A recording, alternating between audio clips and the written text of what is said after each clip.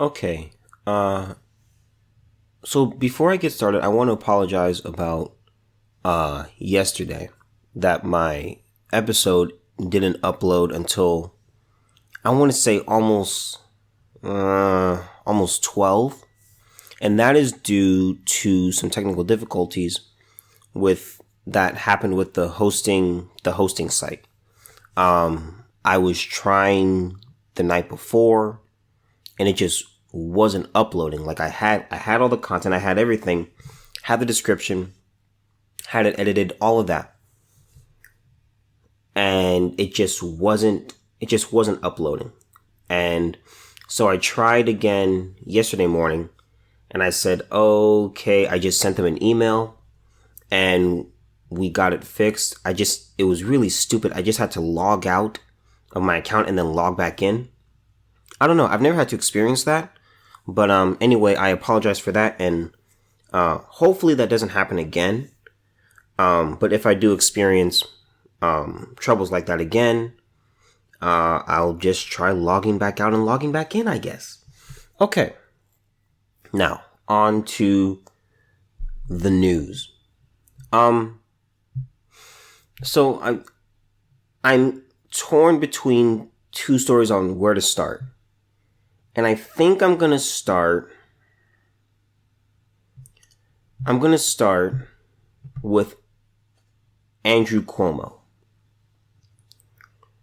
All right. Um, we have just become such a sensitive society. I don't think Governor Cuomo did anything wrong. And this is from the New York Post. In case you don't know, Andrew Cuomo is the governor of New York. And let me just say this. Sometimes people can try to go about things the right way and go about the right protocols, and people will still get mad.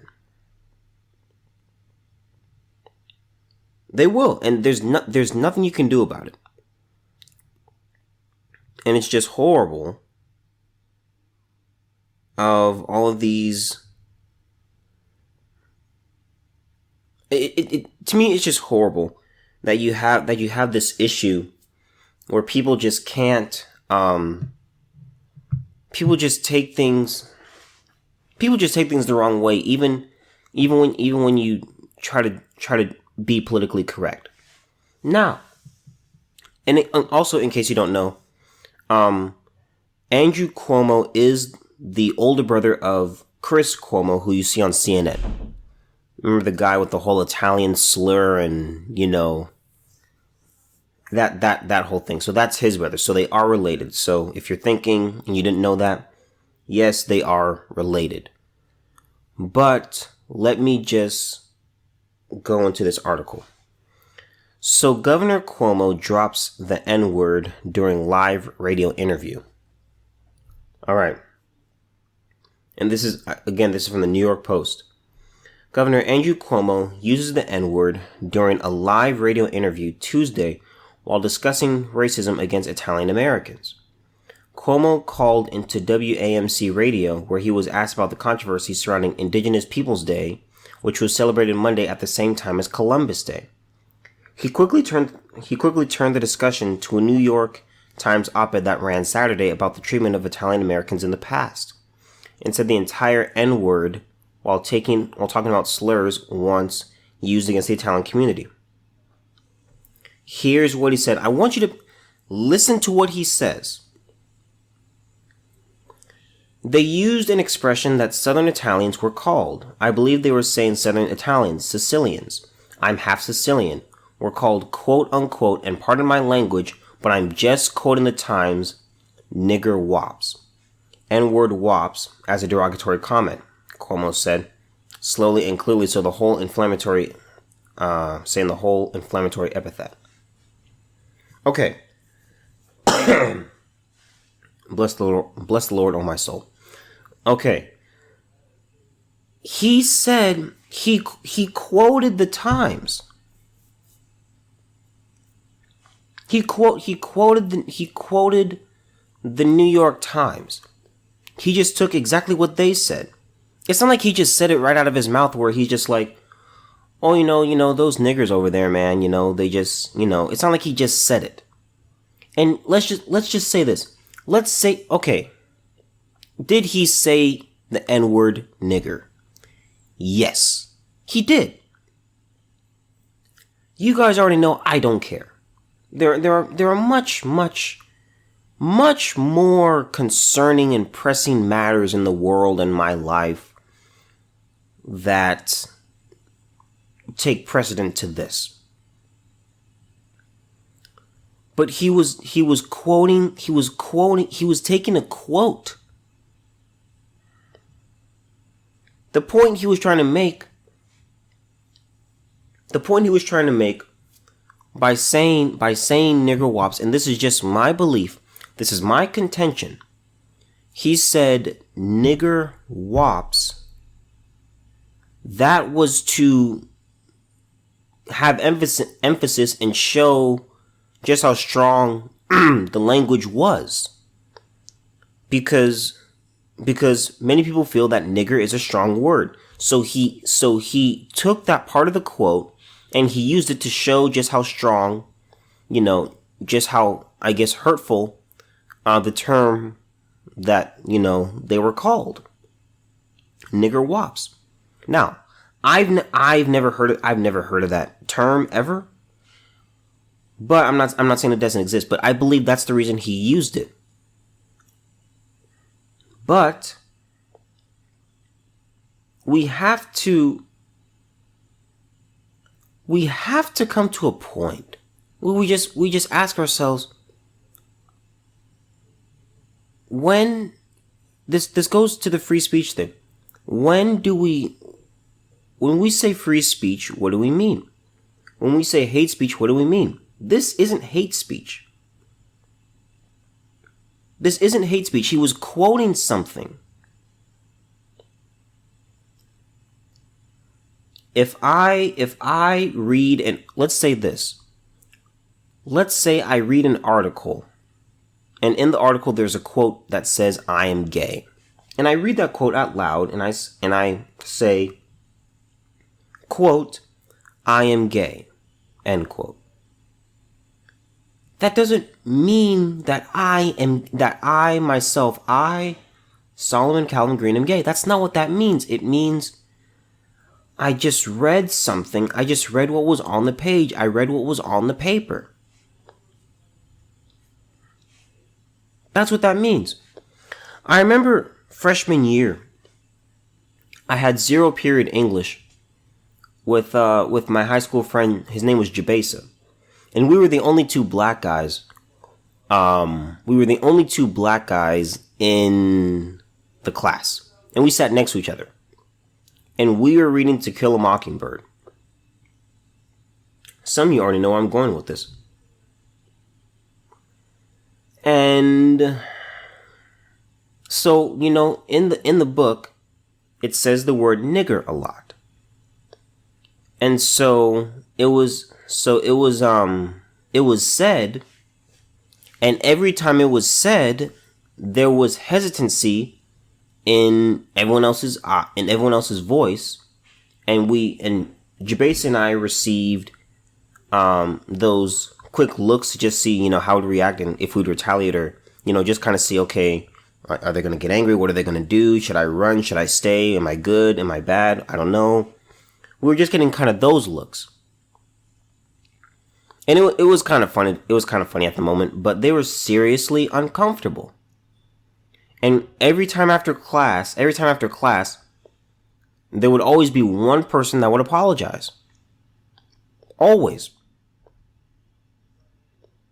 And me and Jabesa, we would just say, look, it's fine. Like, first of all, you're not just saying it randomly. You're reading what was on the page. You're reading what was on the page.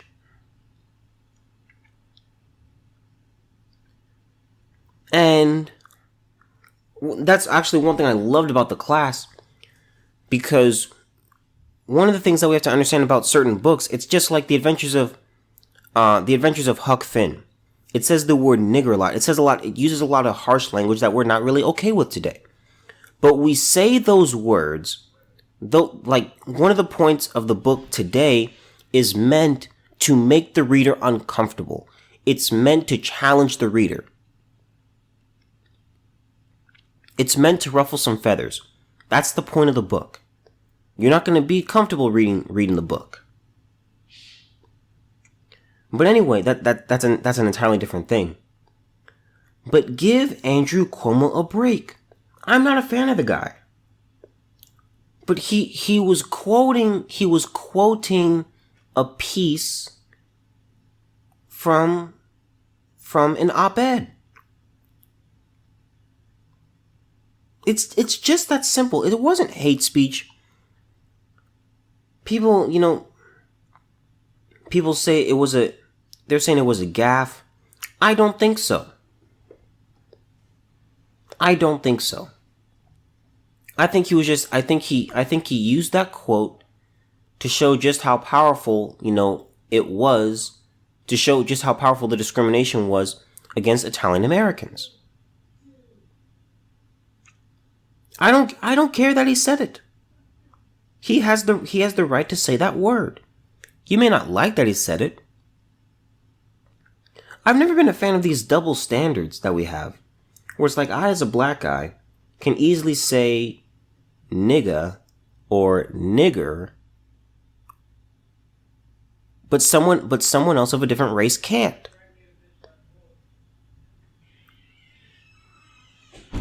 Seriously, I've never understood that. And to me, it's just like, it's like, you guys, there are just so many more things to be concerned about. I look at it this way. Every person has a pie, and this pie is things to be concerned about.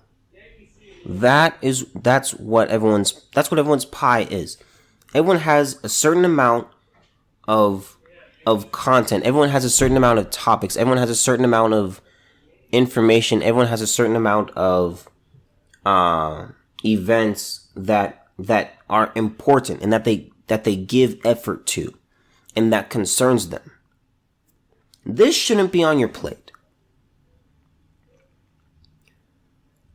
There are 4 things that you should be concerned about automatically.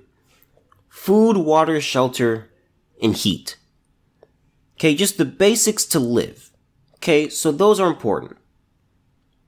Then you have relationships with your family, your significant other, your boss, your coworkers, your friends. You have that. Then you have your finances. Student loans, mortgage payments, investments, liabilities and assets.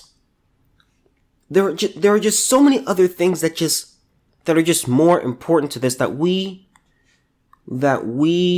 take time and stew over and get mad over. And it's just not worth it. It's just not worth it. I mean, we look at this. I seriously couldn't care less that he said this. When I saw the headline going through Google News, I was like, oh boy, here we go. So I clicked on the article and I read it, and I said, and I listened to what he said, and I was like, that's it? He just pulled a quote, and he says, quote unquote, and pardon my language, but I'm just quoting the Times. He gave a disclaimer. He said, pardon my language, which means you may not like what I have to say. It may offend you, but I'm just quoting what was said in the op-ed. He said the quote, and then there are people that are up in arms about it. That's just ridiculous. I can't do it, man. I don't know. I don't know. I I just don't know why people are concerned about this and things that are just this small. I can someone please just explain it to me? I think one problem that we have in society today, and I think I've said this before, but I'm not sure, but I'm gonna say it again. Life has become so much easier. We've come to a place in the history in the timeline where we are living the best lives that have ever been lived. We don't have to worry about getting eaten by wolves and lions and wild animals, or getting squashed by just we don't have to really worry as much about natural disasters because we have preventative measures. We're living in such a good time. We don't have to worry about heat. We don't have to worry about our children dying at a young age. We don't have to worry about creating a lot of kids, so that way probably like 4 are gonna die. 2 are gonna make it to being teenagers, and then hopefully one of them makes it into adulthood. We don't have to worry about that today. So we live in a society where it's just like, because things are just so much better and things are so good, we take small, insignificant things and we blow them up, and we're like, oh my God. It's almost like, and I truly believe this, I believe people need conflict in their life. And when there is none, they create some. And this is one of those things where it's created. I get it. I understand, media. I understand. I'm not, super savvy at it, and I'm not a know-it-all by any means. But I understand it, It's a pretty slow news day. It's just impeachment stuff back and forth. Same old, same old. And so they're like, okay, we gotta find something. So, they find this, and it's just like, at the end of the day, who cares? Like, who cares? Like, there's a list of 100 things that I care about more than this, that I can name off the top of my head. We gotta do better. We just gotta, seriously, man, get a hobby. I don't know, get a hobby. Do something productive. Read a book. Take a course. Learn something. Watch a documentary. Educate yourself. Find a way to fill this time. Find a way to challenge yourself. Don't go for this. Don't go for this garbage. Andrew Cuomo did nothing wrong. He did nothing wrong. I think he went about it politically correct. I think he did the right thing. He said, "Pardon my language." Let me make sure I have it right again. Let me scroll down a little bit. "Pardon my language, but I'm just quoting the Times." He gave 2 disclaimers. I don't know what he was supposed to do. I thought he did the right thing. But, Andrew Cuomo, I'm not a fan of you at all. But you didn't do anything wrong. You pulled a quote, and people are just overreacting. It's garbage. Don't even listen to this. Now, this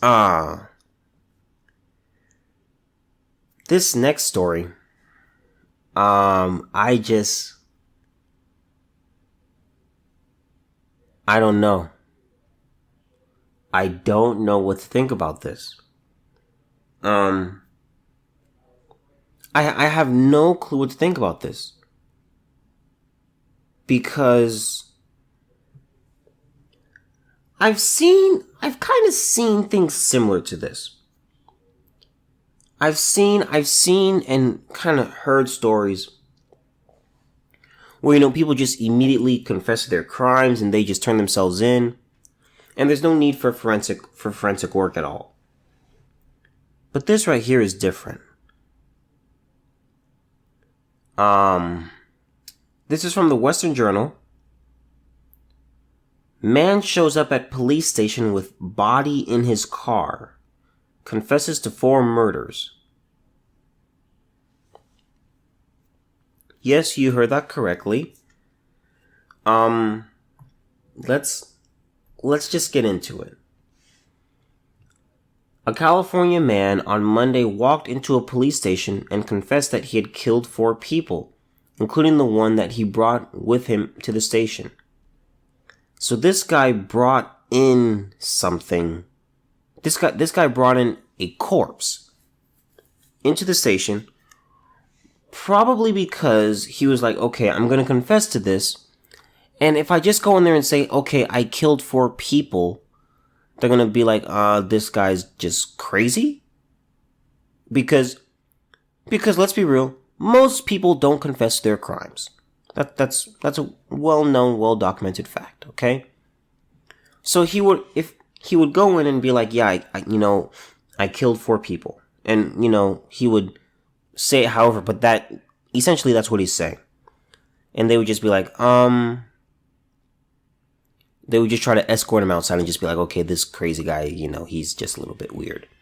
Just a tad bit. So he brought in a corpse, of a person that he killed for proof. Just to say, look, I'm not just crazy. Like, this is, like, here you go. Here's one.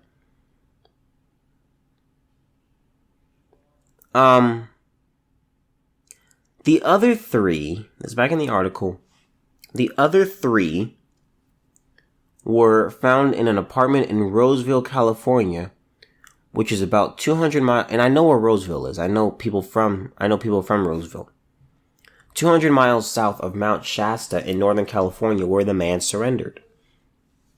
The Mount Shasta Police Department alerted the community to the news via its Facebook page. At 12:11 p.m. today, October 14th, 2019, Mount Shasta Police Department had a male subject walk into the lobby and report that he had committed a homicide in Roseville, California. The adult male claimed to have murdered individuals at his residence in Roseville, the police department wrote in a post. One of the possible victims was inside his vehicle at the Mount Shasta Police Department, and other victims were at an apartment in Roseville. MSPD officers confirmed the deceased person in the vehicle and detained the suspect. Roseville PD was notified, and they dispatched officers to an apartment complex in the 1800 block of Junction Boulevard in Roseville and confirmed 3 additional victims were found deceased at the scene. The post said, Sergeant Robert Gibson of the Mount Shasta Police described the man as calm and matter-of-fact, the New York Times reported. He just came in and told our dispatcher that I want to confess to a murder, and then just gave it up. I've never had someone come in with a body and turn themselves in here. This was unusual for us. Can we just take a moment of silence for the dispatcher? Can we just have a moment of silence? Because you realize this person is just going about their job, guy or girl, we don't know. And, they're going about their business. They're putting in their 9 to 5. They're putting in their hours, trying to get that bread. And, someone comes up to them with something over their shoulder. And, the dispatcher looks up and says, "Can I help?"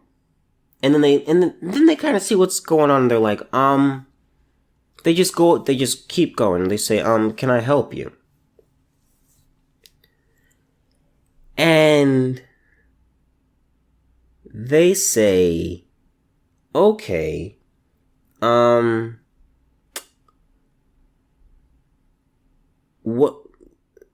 they were probably quiet. They were probably just speechless for about 30 seconds. And they may have just tapped their coworker next to him and just said, Bill, just, can you just stop what you're doing for a second and just slide your chair over here for a little bit? For like 30 seconds?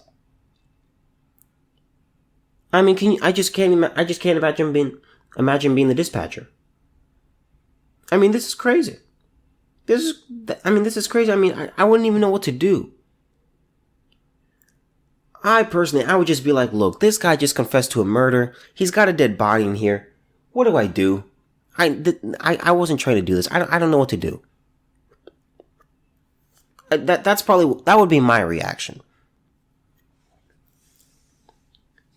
Cause I'm one of those people who, when I'm shocked, you'll know. I'll say something and I'll speak my mind. I'll speak what I think at that moment. I'll verbalize it. And that would be what I verbalized. I would be like, yeah, and I wouldn't even be like shouting or anything like that. I'd be like, okay, so this guy just murdered someone and he has a dead body with him. I don't know what to do. That's what I would say. Back in the article, the man said nothing as to why or what brought this on, Gibson said. Although no identities have been revealed, Mount Shasta Police said, at this time we believe the suspect and victims are known to each other. Police also sought to curb fears. The sole suspect involved in this incident is in custody and we do not believe there is any ongoing threat to the community. The Facebook post read, Roseville Police, and you know what's amazing? What is absolutely amazing? And I think this speaks, in a way, I think this speaks to, and you can laugh or you can think whatever, but I think this speaks to it shows just how great God is. Not that this happened, but it's amazing. We as humans, we are wired for morality. When we do something that is immoral, we feel something. There are chemical, our body reacts and we're like, ooh. It's like it's amazing. When you lie, your body physically changes. Like your pulse, you sweat a little bit, you're breathing or whatever. This right here, this guilt was just gnawing at him. And he said, I can't. He said, I can't. I gotta turn myself in. It's just amazing that I think it just shows just how intricate God really is when he made us. I don't when he made man. I don't know. I just find it completely amazing. Roseville Police Captain Josh Simon said the two departments are working together. KOVR reported. There is this distance between the two jurisdictions. The detectives work at the scene here, and the detectives up at the scene in Mount Shasta are really trying to backtrack and figure out our additional crimes, Simon said. I think the most important thing to note is that we don't have any information that leads us to believe that this is some random act. Residents of the Roseville apartment complex, where 3 bodies were found, had a hard time believing the tale. Yeah, that's absolutely insane, Eric McDermott told KOVR. It's starting to give me a panic attack now. No, I'm just gonna say this, man. You see people all the time and you really don't know who people are. You don't. It's amazing. I don't even know what my reaction would be if in my apartment building someone said, say the neighbors across from across the hall.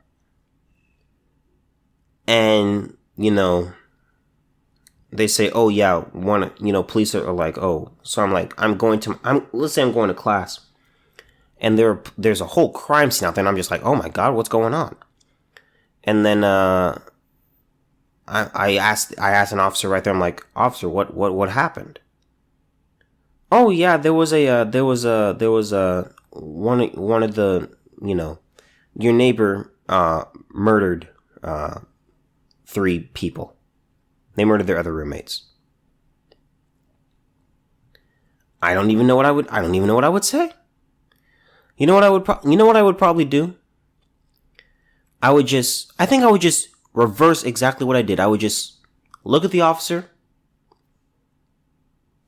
and I think I wouldn't even say thank you. I would just slowly walk backwards into my apartment, and just stay in my room. And just sit and think. Not in fear, but it's just like, oh my goodness. Something really just happened. Like that. That's just amazing to me. It's just really amazing to me that something like this. Obviously it could happen, but it's just like, wow, that's amazing. So, listen, just don't be surprised, man. I can't say that. Just don't be shocked. Don't be shocked. Because you look at it and you're like, well, you really don't know people at the end of the day. You develop relationships and things with them, but you don't know their deepest secrets. You don't know what people are really capable of. Anyway, I thought this story was just really, really bizarre, and I thought it was incredible. Okay. This is interesting, okay? So, some of you guys think you guys probably know where I'm going with this the minute I read the headline. But try and stay with me here, because I may go a different route. Santa Ana police investigating if possible bullying was a factor in 10-year-old girl's apparent suicide. This is from KTLA.com. Police are investigating whether a 10-year-old girl who apparently killed herself at a home in Santa Ana was a victim of bullying, police said Tuesday. Officers responded by the residence after the child was discovered dead by her 9-year-old sister on Sunday night, according to Santa Ana Police Department Corporal Anthony Bertagna? I don't know. I'll just say Anthony B. Her death appeared to be a suicide, Bertagna said. He added that to his knowledge she did not leave a note. Detectives are working with the Orange County Coroner's Office to determine what led up to the child's death. As part of that investigation, we have heard the rumors that there may have been some bullying involved. Obviously, we need to investigate that. At this point, we don't know what happened. The girl was a student at Hazard Elementary School in Santa Ana and the Garden Grove Unified School District the Garden Grove Unified School District is assisting in the investigation. I know where Garden Grove is. I'm familiar with that place, and I know where Santa Ana is. Investigators will look into the girl's electronic devices and social media, and also interview her friends to determine if she was bullied. Students at the school Tuesday told KTLA they knew the girl, and she was being bullied because it was posted on social media. If bullying were a factor, Anthony B. said police would have to determine who did the bullying and look at their ages to decide whether they'd face any charges. Those are all things we have to submit to the district attorney, he said. Because of the age, that would be an issue. In a statement, district officials noted its schools have long-standing positive behavior interventions and support programs and are proactive in promoting a positive school culture. Look, man. I'm just gonna be real, man. Kids are cruel. Kids are honest. Kids to me are amazing. They are the most honest, most genuine people you're ever gonna meet. Seriously. They really are. And I'm gonna say this. Kids are cruel. Kids are cruel. Kids make fun of each other. Kids, they make fun of your weaknesses. They make fun of your glasses. Kids are cruel. That's the thing. Kids are honest. The filter hasn't fully developed yet. They say whatever, they do whatever. They don't care. But I also have a question here.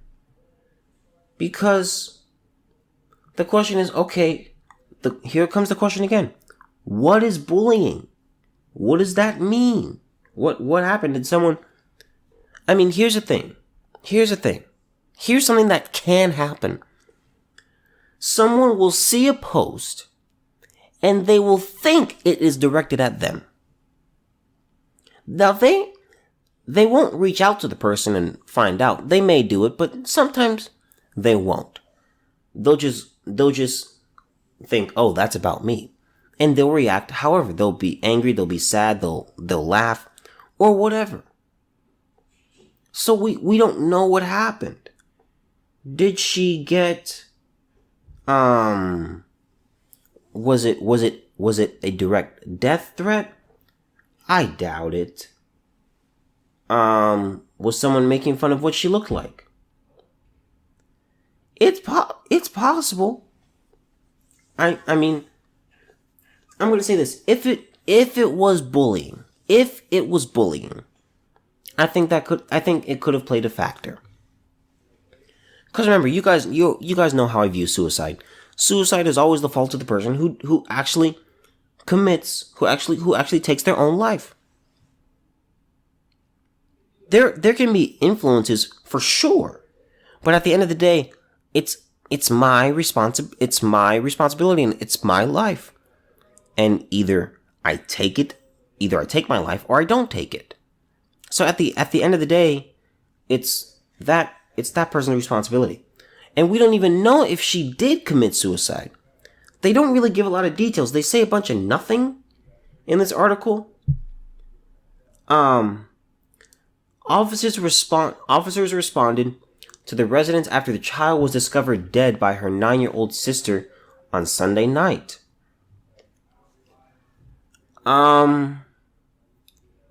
It doesn't mention anything about parents.